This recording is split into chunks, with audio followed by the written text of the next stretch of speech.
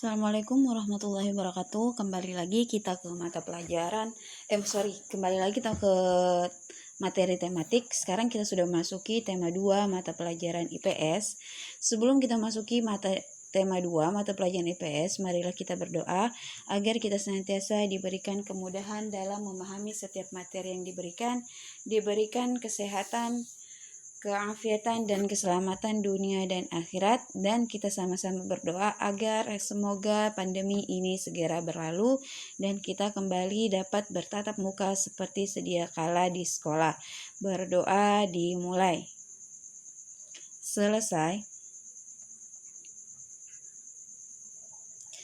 Di mata pelajaran IPS tema 2 kita akan membahas tentang jenis-jenis usaha ekonomi masyarakat.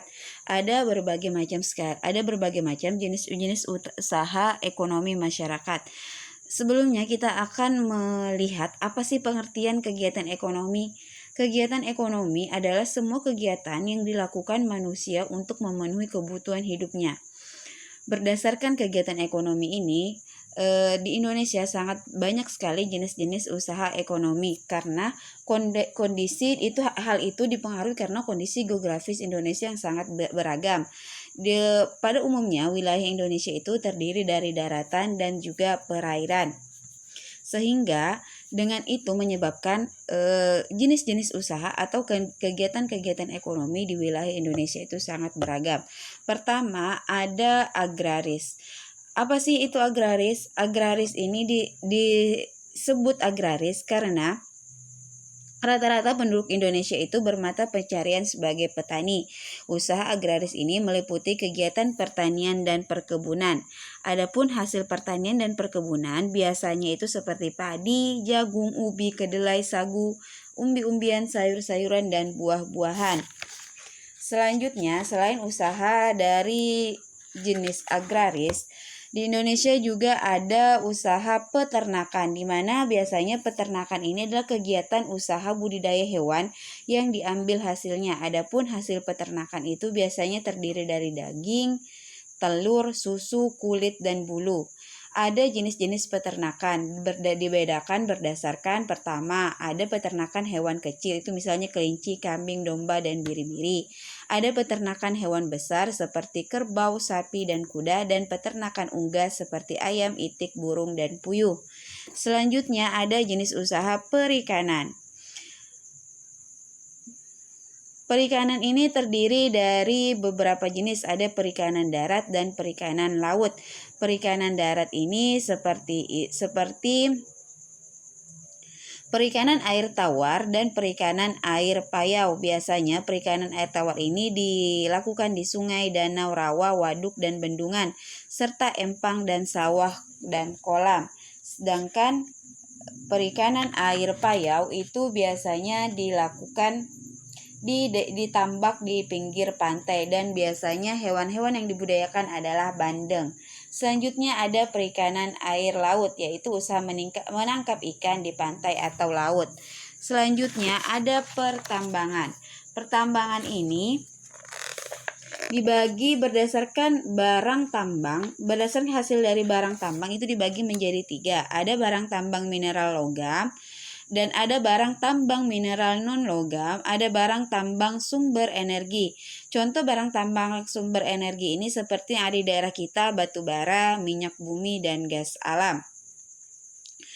Selanjutnya ada kehutanan. Dahulu, hutan Indonesia itu bagaikan hamparan karpet hijau dilihat dari udara karena banyaknya hutan yang masih banyak tumbuh-tumbuhannya, sehingga hutan Indonesia itu berperan sebagai paru-paru dunia, artinya penyedia oksigen terbanyak di dunia, dan juga sebagai tempat berkembangnya berbagai jenis fauna. Selanjutnya ada perdagangan. Perdagangan ini adalah kegiatan membeli barang dagang dan menjualnya kembali kepada konsumen. Kegiatan perdagangan ini dikenal dengan 2 istilah, ada ekspor, ada impor. Kalau ekspor itu usaha menjual barang dari dalam negeri ke pasar luar negeri. Jadi kita mengeluarkan barang-barang hasil karya anak bangsa untuk dijual ke pasar luar negeri. Sedangkan impor itu adalah usaha memasukkan barang dari luar negeri. Jadi kita membeli barang-barang di luar negeri untuk dijual di dalam negeri. Selanjutnya ada perindustrian. Perindustrian ini adalah kegiatan mengubah bahan mentah menjadi barang setengah jadi atau barang jadi. Bahan mentah diperoleh dari melimpahnya sumber daya alam. Contoh kegiatan industri di Indonesia adalah industri makanan dan minuman, kosmetik, obat-obatan, garmen, serta elektronik. Selain itu, ada beberapa jenis usaha bidang jasa yang kita kenal. Ada usaha pariwisata. Jadi, usaha pariwisata ini adalah usaha dalam menciptakan atau memberikan fasilitas seperti tempat berlibur, wahana bermain, dan sebagainya. Biasanya pariwisata ini diadakan di daerah-daerah yang memiliki potensi alam yang indah. Dan selain pariwisata ada perbankan, ada keuangan, ada asuransi, ada kesehatan, dan ada hukum. Jenis usaha ekonomi yang dikelola sendiri atau kelompok itu terbagi dua jenis usaha ekonominya berdasarkan pengelolaan sendiri atau pengelolaan kelompok. Yang pertama kita akan membahas tentang jenis usaha ekonomi yang dikelola sendiri atau usaha perseorangan. Biasanya jenis usaha ini memiliki modal terbatas dan biasanya dikelola secara sederhana. Contoh beberapa usaha ekonomi perseorangan itu sebagai berikut. Pertama ada usaha pertanian, usaha perdagangan, usaha jasa, dan industri kecil. Biasanya untuk industri kecil ini seperti pembuatan keramik, souvenir, tembikar, anyaman, dan mebel. Kalau usaha jasa itu terdiri dari seperti fotokopian, bengkel, potong rambut, penjualan pulsa, dan sebagainya. Sedangkan usaha perdagangan itu seperti perdagangan di pasar, warung, dan toko kelontong. Sedangkan usaha pertanian ini biasanya pertanian yang digarap sendiri oleh si pemilik karena modal yang terbatas dan lahan yang juga biasanya terbatas. Selanjutnya kita akan membahas tentang usaha ekonomi yang dikelola oleh kelompok. Usaha ekonomi yang dikelola oleh kelompok itu terdiri dari 5 jenis usaha. Yang pertama adalah firma. Firma ini adalah usaha ekonomi bersama yang didirikan oleh sekurang-kurangnya itu oleh 2 sekutu. Selanjutnya persekutuan komanditer ini didirikan oleh sekurang-kurangnya 2 orang yang menyetorkan modal. Sedangkan perseorangan terbatas itu atau PT adalah usaha bersama yang modalnya berupa kumpulan saham. Ini lebih besar biasanya. Bagi perseorangan yang ingin mengembangkan dan memperluas usaha, sahamnya dapat diperdagangkan di pasar modal. Terus ada yang namanya badan usaha milik negara, di mana badan usaha milik negara ini adalah sebuah perusahaan yang seluruh atau sebagian modalnya dimiliki oleh negara. Ini juga dapat membantu negara dalam menambah keuntungan untuk negara itu sendiri. Dan biasanya di daerah juga ada dinamakan dengan badan usaha milik daerah atau biasa disingkat dengan BUMD, di mana fungsinya sama untuk membantu perekonomian di daerah. Selanjutnya ada koperasi. Koperasi ini terbagi berdasarkan bentuknya terbagi menjadi beberapa bentuk. Yang pertama ada koperasi konsumsi. Koperasi konsumsi ini usaha yang menyediakan bahan-bahan atau barang-barang konsumsi sehari-hari seperti beras, gula, minyak, dan sebagainya. Tujuannya untuk memenuhi kebutuhan konsumsi sehari-hari bagi anggota dengan harga dan mutu yang layak. Selanjutnya ada koperasi simpan pinjam, yaitu usaha yang menyediakan layanan simpan pinjam berupa uang.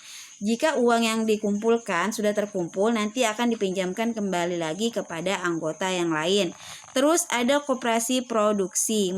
Koperasi produksi ini biasanya menyediakan bahan baku produksi dan menyalurkan hasil produksi anggotanya, misalnya pengusaha batik, tahu, tempe, serta sapi perah. Selanjutnya ada koperasi jasa, di mana menyediakan layanan atau jasa tertentu bagi anggotanya seperti koperasi angkutan. Dan yang terakhir ada koperasi serba usaha, yaitu usaha bersama mengelola berbagai jenis usaha, misalkan penyediaan barang konsumsi, simpan pinjam, penyediaan bahan baku, penyaluran hasil produksi, contohnya itu seperti koperasi unit desa atau KUD. Pengaruh kegiatan ekonomi terhadap kesejahteraan masyarakat. Berdasarkan kegiatan ekonomi yang terjadi di sekitar kita itu terbagi menjadi 3. Ada yang namanya produksi. Produksi ini adalah kegiatan menghasilkan sebuah barang. Orang yang menghasilkan barang dari produksinya itu disebut produsen. Barang-barang dari hasil produksi tadi akan didistribusikan oleh yang disebut dengan distributor. Jadi orang yang mendistribusikan barang-barang hasil produksi ini disebut distributor. Contoh distributor itu adalah seperti kayak para pedagang, itu juga bisa kita sebut sebagai distributor karena mereka itu menyalurkan barang hasil produksi kepada masyarakat luas. Selanjutnya ada konsumsi. Konsumsi ini adalah kegiatan ekonomi yaitu untuk memanfaatkan hasil-hasil produksi. Orang yang memanfaatkan hasil konsumsi ini disebut dengan konsumen. Biasanya ini seperti kita masyarakat luas yang membeli kayak jenis tempe, kerupuk, dan sebagainya. Berarti kita termasuk konsumen.